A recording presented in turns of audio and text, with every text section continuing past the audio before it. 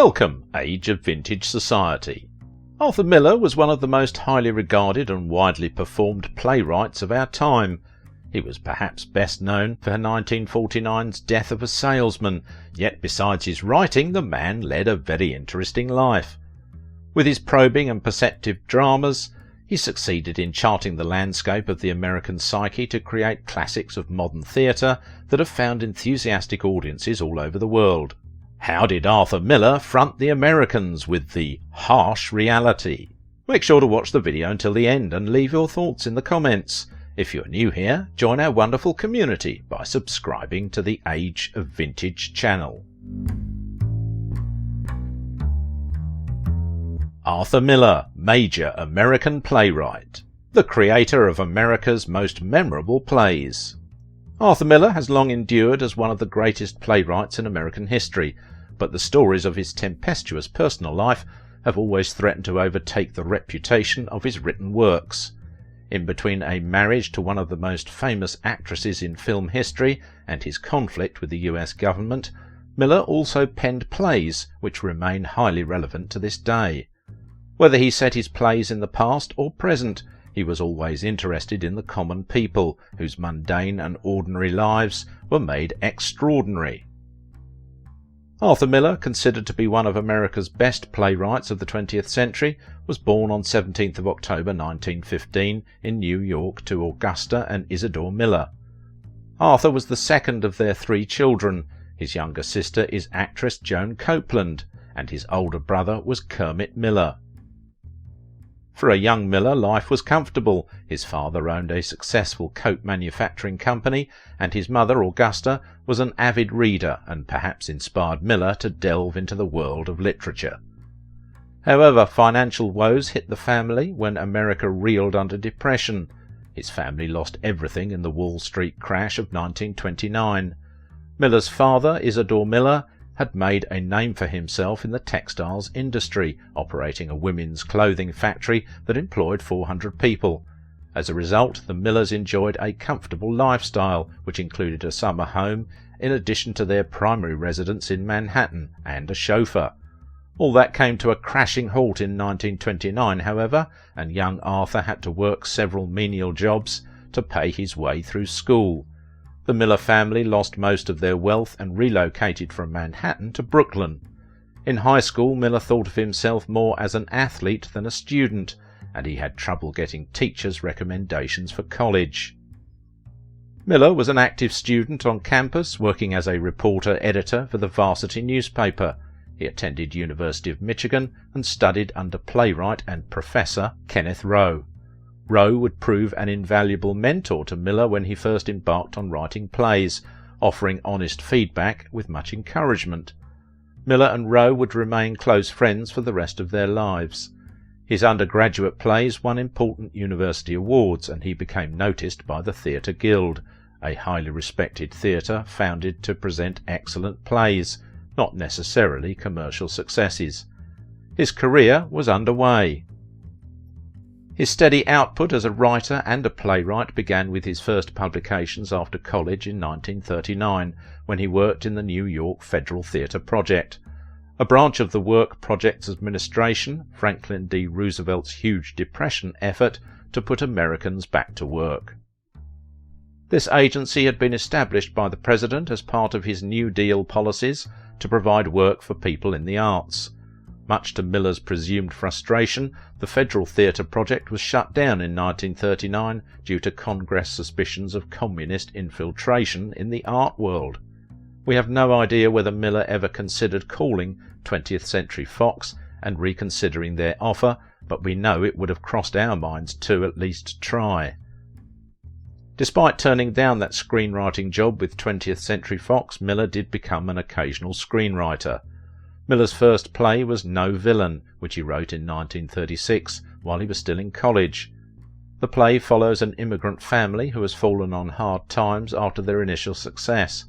The play won Miller the Hopwood Award for Drama, which was worth $250. Adjusted accordingly for inflation, that prize would be worth nearly $5,000. Not bad for a play that was reportedly written in just 6 days. Miller wrote radio plays, screenplays, articles, stories and a novel in the 8 years it took him to write a successful Broadway play. His work covered a wide range of material, much of it growing out of his childhood memories of a tightly knit and somewhat eccentric family that provided him with a large gallery of characters. But he also dealt with political issues and problems of anti-Semitism, which was widespread in the 1930s and 1940s. Miller's political concerns have been a constant presence in his work since his earliest writings. Miller's body of work explores the issue that plagued the American society in early 20th century. Miller's first play was The Man Who Had All the Luck. It had a disastrous run on stage, with the production wrapping up after a mere 4 performances and scathing reviews. His most famous plays, Death of a Salesman, The Crucible, and All My Sons, deconstruct the idea of the American dream, class and race. Miller once famously said, "The job is to ask questions, it always was, and to ask them as inexorably as I can, and to face the absence of precise answers with certain humility." All My Sons was his first successful play. It ran on Broadway for 300 performances, a remarkable record for a serious drama. The story centres on a man who knowingly produces defective parts for aeroplanes and then blames the subsequent crashes on his business partner, who is ruined and imprisoned. When the man's son finds out the truth, he confronts his father and rebukes him. Ultimately, the man realises not only that he has lost his son because of his deceit, but that the dead pilots were also all my sons. The play won the New York Critics Circle Award. All My Sons, of course, became the first of Miller's many controversial plays, which garnered a lot of unfavourable attention from the US government. Based on a true incident, the play was centred on the conflict of moral responsibility and service to the nation, and appeared to make light of the American dream. The theme of this play, along with Miller's general disposition, made him appear as a communist sympathiser, and earned him a summons to the Un-American Activities Committee. In 1948, Miller wrote what was to become one of his most remembered works of art, Death of a Salesman. He wrote the first act of the play within a day, and went on to complete the draft in just over a month. Death of a Salesman brought him critical and commercial acclaim, along with 3 awards: the Pulitzer Prize, the New York Drama Critics Circle Award, and a Tony Award. Miller wrote a celebrated essay in support of the common man as a subject for tragedy. In response to negative reviews which his play Death of a Salesman received, Miller wrote Tragedy and the Common Man, in which he argued that modern tragedy in the theatre should not concern kings and queens, but ordinary people and their ordinary lives. One of the people whom Miller met when he was in university was a young woman named Mary Grace Slattery. Reportedly, they first met at a party where Miller immediately asked her out on a date. Interestingly, Slattery ended up paying for the movie they watched and the drinks afterward. They were married in 1940 and had 2 children together. Miller's high-profile relationship with Marilyn Monroe was tabloid fodder back in the time. He divorced his first wife in 1956 and married Monroe in the same year. Monroe had famously accompanied him to the HUAC hearing in 1956, where he was found guilty of contempt of Congress. The conviction was overturned in 1958. Marilyn Monroe and Arthur Miller had an instant connection. The two were complete opposites, a movie star sex symbol in love with a cerebral award-winning playwright. He didn't act on his obvious attraction to her. Monroe believed this indicated his respect for her, which was more than enough to make him stand out from other men she knew. She said, "It was like running into a tree, like a cool drink when you've had a fever." He told her how unhappy his current marriage was, so she expected he'd soon return. In the meantime, she placed his photo on a bookshelf above her pillow, but though the two exchanged letters, the actress and playwright were once enamoured with each other, even writing love letters, but their relationship wasn't strong enough to endure. Miller and Monroe had initially met in 1951 and had a brief affair, but in June 1956 Miller left his first wife and promptly married Monroe. He wrote the script for The Misfits, which was released in 1961 and starring his wife. During the production of the film, their marriage fell apart. Monroe was dead a year later. The film was something of a poisoned chalice for one of its other stars too. Clark Gable, who played the male lead, suffered a heart attack 2 days after completing the film and died 10 days later. The Hollywood connections don't end there. Miller's son-in-law is the actor Daniel Day-Lewis. According to Billy Wilder, a film director who was close with Arthur Miller during his relationship with Marilyn Monroe, there was a funny incident which occurred when Miller brought Monroe to meet his parents for the first time. The apartment they lived in had very thin walls, and when Monroe went to use the bathroom, she was so nervous of being overheard by Miller's parents that she turned the faucet taps on while she used the toilet. The next day, Miller asked his mother what she had thought of Monroe, and the alleged reply was, "A wonderful girl, but she pisses like a horse." Early on in his career as a writer, Miller became friends with director Elia Kazan.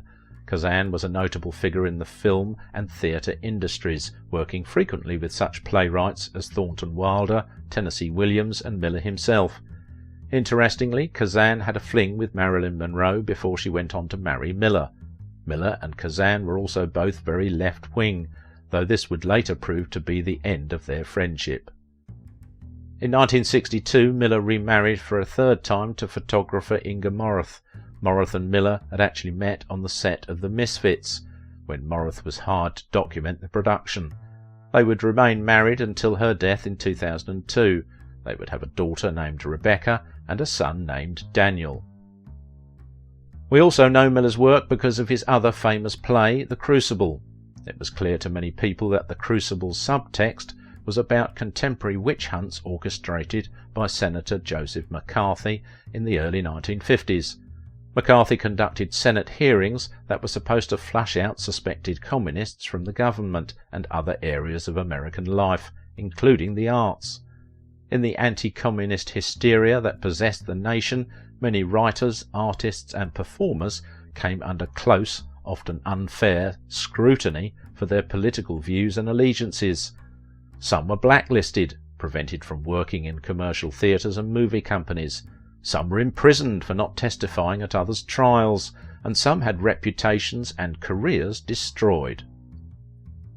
In 1953, Miller channeled the turmoil he underwent while being questioned by the Committee on Un-American Activities in The Crucible.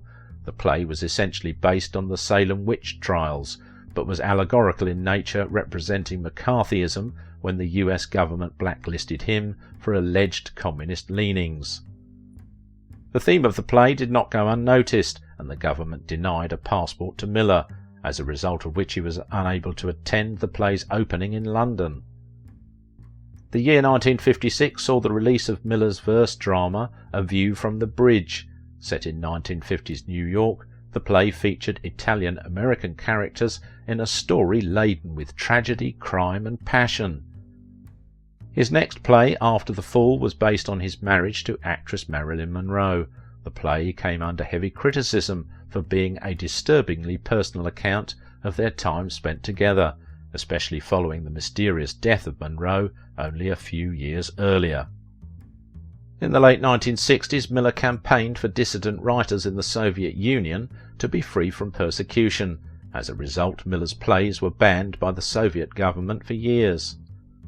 Arthur Miller was fearless in facing down McCarthy's committee. He was convicted of contempt of court for not testifying against his friends. For a time he too was blacklisted, but the conviction was soon reversed, for he was not imprisoned for his resistance to the committee.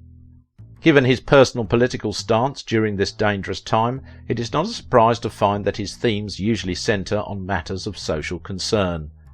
No matter what the circumstances, when we look at a Miller play, it is as if we are looking in a mirror. What we have seen had always involved us, although it may not always make us pleased with ourselves. Arthur Miller breathed his last, aged 89, on February 10, 2005, at his home in Roxbury, Connecticut. The cause of his death was attributed to heart failure. His family and close friends were present at the time. Miller's death coincided with the 56th anniversary of the Broadway debut of Death of a Salesman. If you liked this video, don't forget to give it a thumbs up, subscribe if you are new here, and if you want to support my work, please visit my Patreon page. Now it is your turn. What do you think about the life and legacy of Arthur Miller? The celebrated playwright and Pulitzer Prize winner, Arthur Miller's life was never short of drama.